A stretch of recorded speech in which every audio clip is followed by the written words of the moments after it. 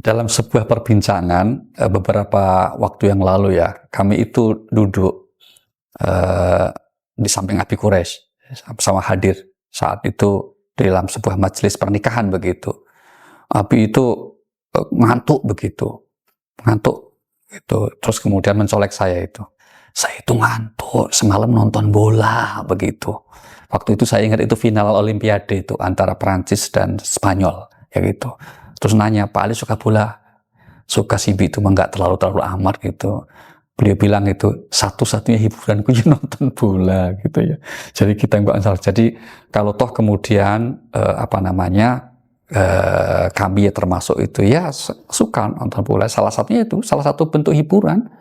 Mohon maaf, mungkin kami ya tidak akan berani ya misalnya kalau kemudian harus pergi ke tempat-tempat yang dalam tanda petik orang mencari hiburan pada umumnya gitu ya. Tidak pada tempatnya, bukan nggak berani lah kira-kira gitu, kami sendiri gitu. Tapi ini subjektif ya, tidak usah kemudian dikait-kaitkan yang lain. Maka ya itulah, nonton bola sebagai bagian dari hiburan kita. Nah, tapi dalam konteks ini kita ingin coba ambil hikmahnya ya, ternyata melalui olahraga yang satu ini, yang saya kira tidak ada di dunia ini yang olahraga yang penggemarnya paling banyak kecuali sepak bola ya, kecuali sepak bola itu. Bahkan pemainnya itu kan luar biasa itu. Kemarin kalau nggak salah itu Ronaldo itu sampai sekarang sudah punya pengikut di beberapa platform media sosial itu 1 miliar. Bayangkan itu. 1 miliar jadi pengikutnya, itu kan luar biasa itu. Dan tidak ada yang melebihi dia itu dalam konteks di media sosialnya gitu. Ini menunjukkan ini tempat lahan untuk kita, kalau kita kaitkan untuk dakwah, itu luar biasa. Iya. Maka bayangkan kalau kita jadikan sebagai media dakwah tidak harus dalam makna ceramah kan. Para stakeholder sepak bola itu menunjukkan akhlak Islam, menunjukkan akhlak yang terpuji, itu udah otomatis sebagai dakwah. Tidak kemudian harus ceramah atau menyebut ayat seperti kami.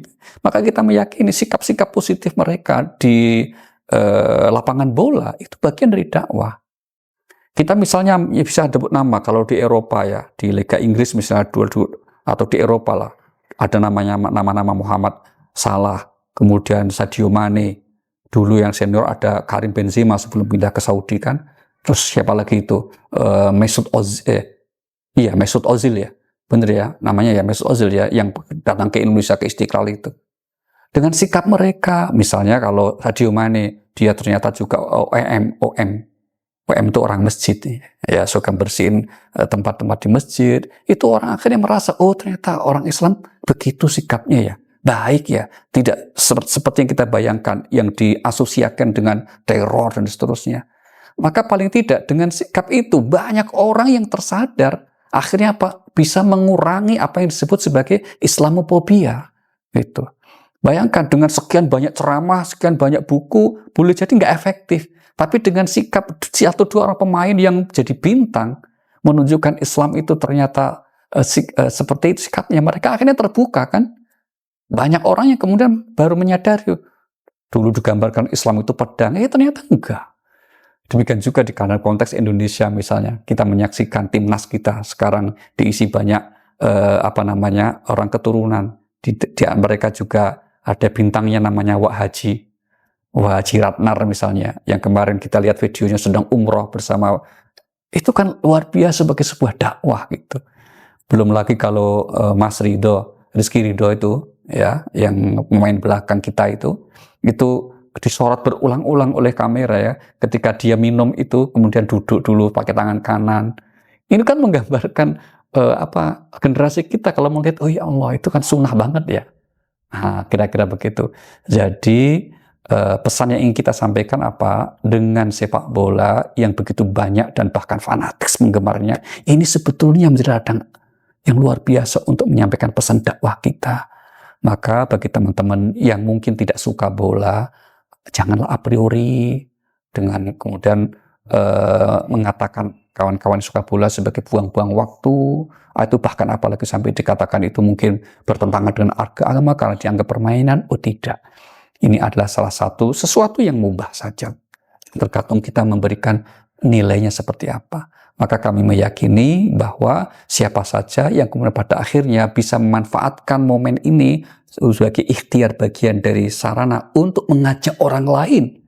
Ya, apalagi kalau dalam konteks Indonesia kan, itu hanya sepak bola yang bisa membangkitkan nasionalisme itu yang luar biasa itu. Dengan satu stadion 70.000 orang akhirnya mereka semua tergetar menyanyikan lagu kebangsaan.